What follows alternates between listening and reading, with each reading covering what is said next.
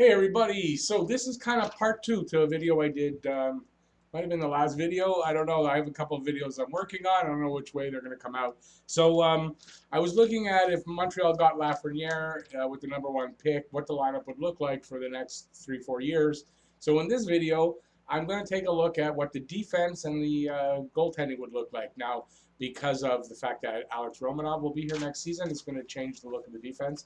And there's a couple of aging players and expiring contracts, and there's the expansion draft for Seattle coming up. So I thought take a look at that, and we'll get right into it. And this is what I think the defense might look like in the next 4 years. So, excuse me. So starting in 2021, I think we're going to still have, well, we got Ben Sherratt here, we know that. I think it's still going to be Sherratt Weber as your #1 pairing. Weber's still not, I don't know if he's old enough yet to be shifted down one, but I think this season he's still going to be the #1 guy. On your second pairing, I think it comes down to Mete or Kulak with Petrie. And that's because I think for Romanov's first season, I don't think we're putting him first pairing. I think it's already been decided as well and announced that he's going to start off on the third pairing. Yes, he may work himself up during the season. That's very likely, but he's going to at least start off on the third pairing. Now, the right side is where the who's going to be there? We don't know. It could be Cale Fleury, who played a little bit there last year. It could be Noah Juleson, who looks like he's fully recovered and ready to continue his career. So we'll see how he looks. He may need some time in the AHL. It's hard to tell. And then there's this guy. This is the only time in these two videos that I'm going to speculate on a signing or a trade, and that's somebody I think might be a good free agent signing. He played with, he's with Washington right now. He's already pretty much come out and said he doesn't think he's going to be back with Washington and re-signing with them, and I think he might be good here. Strong physical player, lots of experience on the right side. I think Radko Gudas, I've talked about it before. I kind of have this feeling that they might go out and sign this guy. If that's the case, that's where he plays. Otherwise, it could be Fleury or Juleson.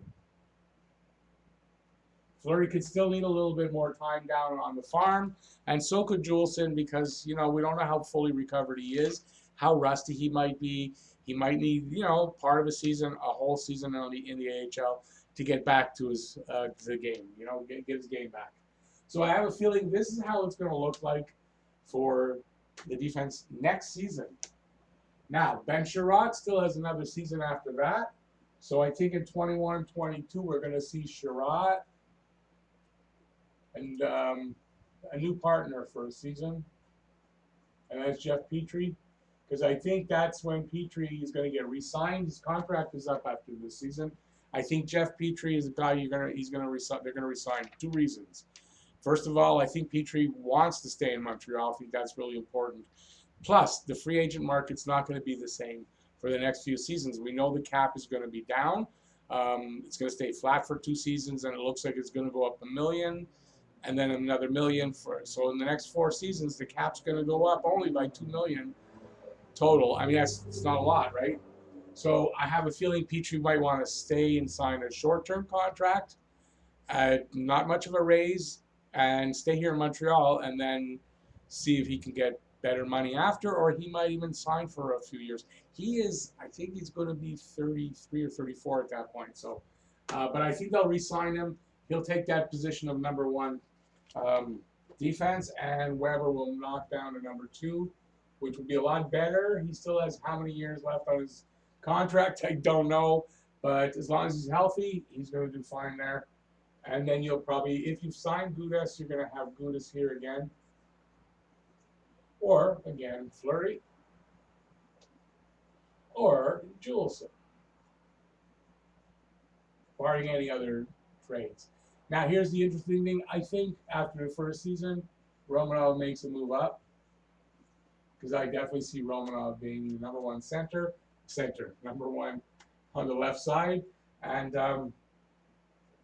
Now, if Mete or Kulak, whoever hasn't gone in the draft, because that's who I think is going to go in this expansion draft. I guess I should have said it here if I did, and I did not remembering. That's because I'm old. Um, so whichever guy is still around is going to be on your third pairing. I think if it's Mete, I think Mete being on the third pairing on the left side, I think that's really the best spot for him right now. But I don't know which one of those two guys could get picked, and I think it's going to be one of those two guys that gets picked in the draft. Now that does depend on two things here. Kulak's contract will be over after this season. If they re-sign him in the hopes that he does get picked up, that could be, so it's a good chance it's Mete. It's already come out that this was a few months ago that they think it's going to be Mete that's going to get taken. It's a little early, really, to tell, but we'll see how that goes.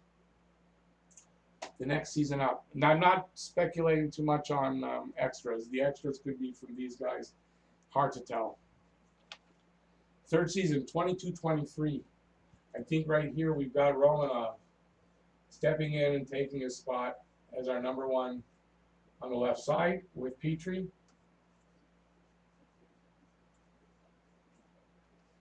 I think that's going to be a hell of a nice pairing. Yeah, I see it being Romanov and Petrie. Petrie will, I believe, be signed at least to these 2 years. We'll see. Probably that's how I think a lot of free agents are going to get signed. Very short-term contracts, and I think maybe even down the road going forward, until things do stabilize, say in the next 5-10 years, that I think a lot of the UFAs, the free agents, are going to sign shorter contracts and hopefully cash in after that when salary caps come up. Second pairing. Now, Ben Sherrod's contract will be over here. Do they sign him or do they not? I don't know. I think it'll be Mete or Sherrod, depending on who's here. And then, like I said, could be a trade, could be something else, another signing, could be somebody else that fits in there. And Weber will still be here unless he retires or he's injured, because that contract still runs for another, I want to say 6 years, could be 7. A lot of time left. Now, here's my hot take. I think at this point there's going to be a young kid that might be ready to step in. I'm hoping he's on the left side. He's a left shot. And that's a kid I think is going to be a good defenseman. Matthias Norlinder. You hear such good things about this kid that I think there's something special about him. I haven't really seen him play much. This is just a gut feeling. I have Norlinder starting out there. And again, with Gudas should be gone by then. And you're looking at Fleury, Juleson, or guy that I think should be ready by then. If he isn't already here in the mix, which I guess I can kind of put him here in the mix too, is Brooke. Josh Brooke should be at some point ready. I think he might need another season down in the AHL. That's why he's not on the list here. But he should be somewhere around here. You know, he seems like he might be a little bit of a later developer than we thought. And I think that that's somewhere here he's going to be in the mix. If he hasn't been traded, if he's still around. Next up, 23-24. And we are looking at Romanov and Petrie. And Petrie. Oh. Now here, I think one of these young guys just might be able to make it. And if they do, they're both left side defensemen. Jaden Struble and Jordan Harris. One of those two guys should work out. And kind of this should be the right time where they come up. So I'm kind of looking at them coming in there. You've got, if Mete is still here, third pairing, that's your left side. Your right side's got Petrie. You know, Fleury, Juleson, and Brooke, yeah, it's hard to tell. So I know one or two of them are going to get traded by here, but I don't know which ones. So we're going to put that trio. And I think at this point, he's nearing the end of his career. I think you're looking at Weber as your third pairing guy. It's kind of sad to imagine that, as Weber being your third pairing guy, but consider what his age is going to be here. He's going to be on the last couple of years of that contract. I think he could fall down to the third pairing defenseman. So that's your defense. I'm going to take a quick look at the goalies. Give me a sec. I'm going to erase the board, and we're going to look at the goalies. Okay, so we're back for the goalies. I think with the goalies, I don't think it's going to be that much change over the years. You basically got, unless they trade him away, you never know, maybe they'll draft Askarov, trade Primo away, and then you got Askarov in the mix. But it's not going to change that much, considering who our number one goalie is. And we know next season it's going to be Carey Price. Now the question is, who's going to back him up? And I don't think it's going to be Charlie Lindgren. I really don't. But it's going to be either Lindgren, who is, I believe, they have to re-sign him here. They might re-sign him. I don't think it's going to be Lindgren. They're going to bring somebody else in, I believe. They're going to bring in somebody for a year or two that's going to bridge the gap between now and when Caden Primo comes in. So I'm putting a question mark because I don't know. For the following season of 21-22, I think the same thing. We got Price, and we got a question mark. Could be Lindgren. Could be Demchenko. That's it, Demchenko. Could be Demchenko, and maybe next year I should put him. Could be Demchenko. I don't know anything about him other than he has potential. Could be Lindgren, Demchenko. It could be the same thing here. Don't know. It's a question mark. It could be Primo here. Really, it could be here. But if you ask me, I don't want Primo.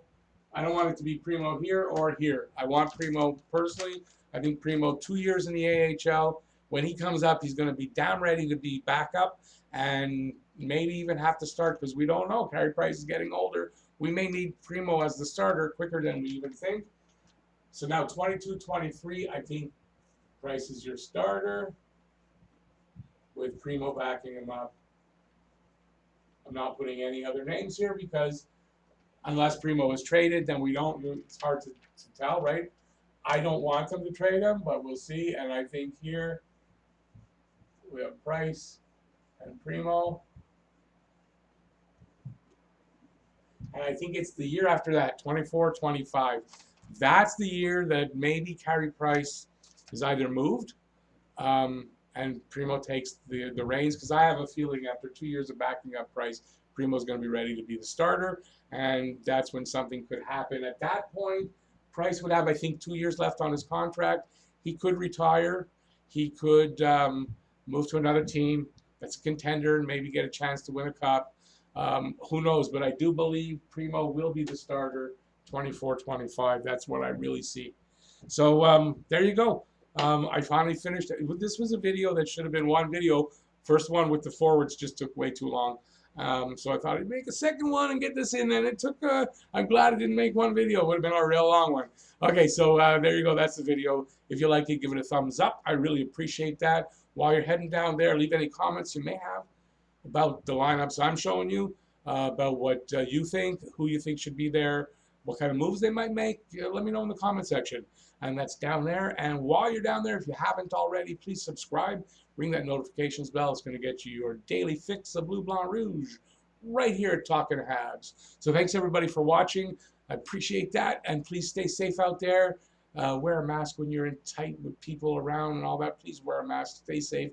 Come back in and watch more Talking Habs videos that way. And yeah, that's it. So peace out, y'all. I'll see you next video. Bye-bye.